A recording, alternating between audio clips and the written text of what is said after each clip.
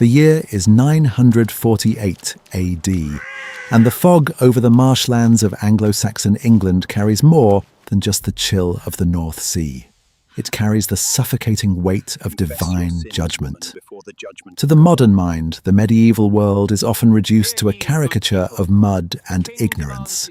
But for the women living under the shadow of the 100 Court, life was governed by a terrifyingly precise legal geometry. While a man might settle a dispute with the cold bite of a seax or the payment of vergild, a woman accused of the silent kill, the art of the poisoner, found herself trapped in a nightmare where the domestic tools of her survival were turned into the instruments of her extinction. Poisoning was not merely seen as murder in the 10th century, it was viewed as a cosmic betrayal, a form of secret killing or morth that bypassed the honest violence of the shield wall. In a society built on the sanctity of the shared meal and the bond of the hearth, the woman who slipped hemlock or nightshade into the pottage was seen as a biological terrorist, a witch who had invited the devil into the very center of the home. As you stand in a clearing outside a thatched village, the air is thick with the scent of wet oak and wood smoke, but beneath it lies the metallic tang of a massive iron cauldron being stoked to a roaring, rhythmic vibration. This is the Ordeal of the Cauldron, a legal ritual designed to peel back the veil of human lies and force the Creator himself to testify. The crowd gathered here is not cheering. They are huddled in a state of holy dread, their breath hitching in the cold air as they watch a young woman led toward the steam. She is not being executed for a crime already proven. She is being subjected to a trial by water, where her flesh is the evidence and the boiling liquid is the judge. The sheer psychological terror of this moment cannot be overstated. In 948 AD, there was no appeal, no forensic defense, and no hiding place. There was only the hissing, white-hot surface of the water, a reflection of the mouth of hell itself, waiting to swallow the hand that dared to brew death in a cooking pot. You are witnessing the moment where the sacred and the profane collide, where a woman's identity is reduced to the heat tolerance of her skin and the strength of her prayer. As the fire roars beneath the massive iron vessel, the water transitions from a low simmer to a violent, chaotic turbulence, a physical manifestation of the state's wrath and God's supposedly impartial eye. In the 10th century, the ordeal of the boiling water was not a haphazard act of cruelty, but a highly litigated liturgical ceremony overseen by the clergy to ensure the trial of the bitter water followed the strictures of the doom books. The accused woman, her wrists thin and her face pale against the soot of the assembly, is forced to stand before the priest as he hallows the water, effectively turning the cauldron into a sacred space where the laws of physics are expected to bend for the innocent. This is the triple ordeal, reserved for the most heinous crimes like treason or the silent, cowardly act of poisoning, requiring the woman to plunge her bare arm into the liquid fire up to her elbow to retrieve a heavy stone or a sanctified ring resting at the bottom. Imagine the sensory overload of this moment, the deafening hiss of the steam rising into the damp English air, the smell of scorched iron, and the radiant heat that blisters the face before the water even touches the skin. When the command is given, there is no hesitation allowed. To pause is to confess. As her arm breaks the surface tension, the pain is not a sharp sting, but a crushing, all-encompassing weight that bypasses the nerves and strikes directly at the soul. The water at 100 degrees Celsius does not just burn, it destroys the cellular structure of the epidermis instantly, turning the limb into a white, ghostly ruin of boiled protein and bursting capillaries. The psychological torture is compounded by the crowd's silence. They are looking for a sign, a literal miracle where the water might part or the heat might fail to scar.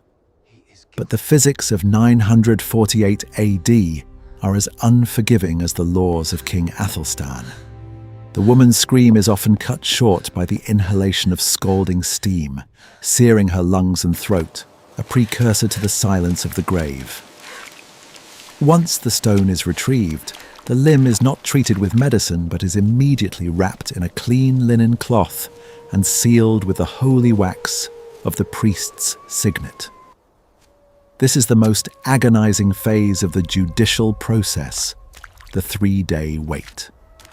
For 72 hours, the woman is kept in a cell, her arm a throbbing, infected mass of agony as she waits for the unwrapping.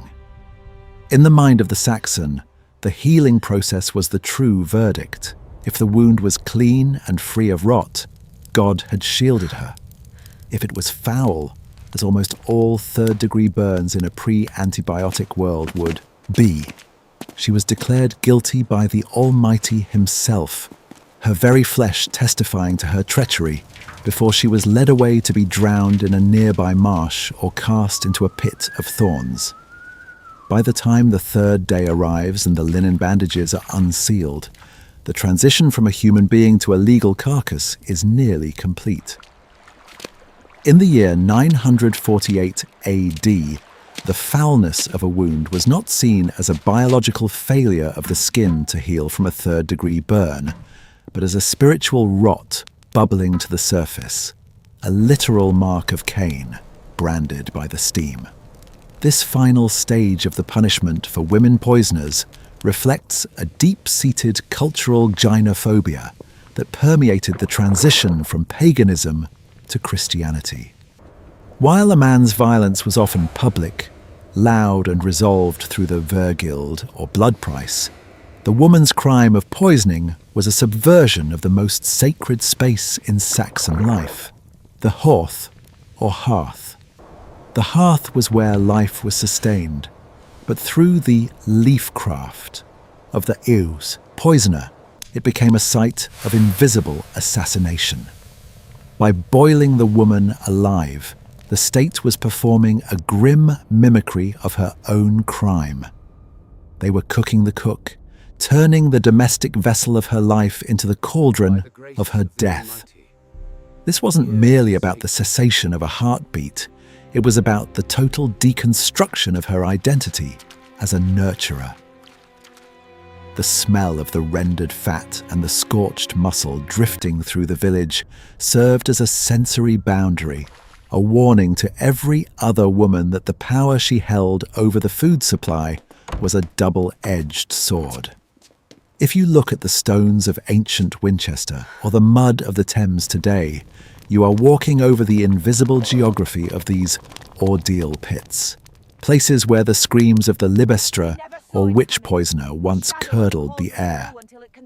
The tragedy of 948 AD lies in the absolute certainty of the persecutors. They believed they were being merciful by allowing God to intervene, even as they stoked the fires to a heat that no human biology could withstand. It was a world where justice was a physical substance, a boiling liquid that could be poured over a life until nothing remained but a memory of terror. As the Middle Ages progressed, these trials by ordeal would eventually be banned by the Church in the 13th century, replaced by the equally flawed but less visceral jury system. However, the archetype of the poisoning woman and the boiling pot remained etched into the European psyche, eventually evolving into the caricature of the witch at her cauldron. The legacy of the 948 AD boiling is a chilling reminder of what happens when a society abandons logic for a divine spectacle, where the steam rises not from a meal, but from the very essence of a human being, sacrificed on the altar of a king's fear and a priest's prayer.